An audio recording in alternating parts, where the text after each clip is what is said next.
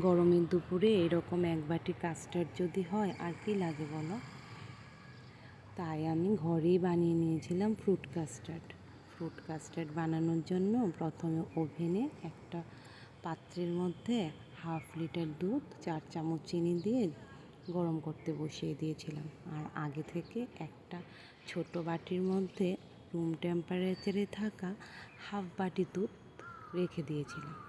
ওইটার মধ্যে 2 চামচ কাস্টার্ড পাউডার গুলে অল্প অল্প করে জাল ওঠা দুধটার মধ্যে দিয়ে দিয়েছি।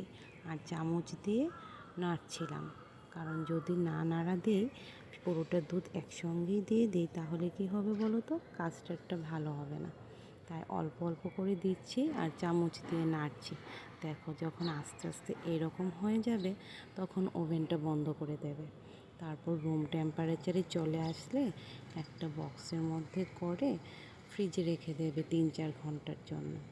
তারপর যখন তুমি খাবে তার 1 ঘন্টা আগে ফলগুলোকে টুকরো টুকরো করে কেটে ওই কাস্টার্ডটার মধ্যে মিলিয়ে নেবে।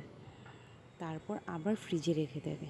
তারপর ঠান্ডা হয়ে গেলে ফ্রিজ থেকে বের করে সবাইকে তুমি সার্ভ করতে পারবে।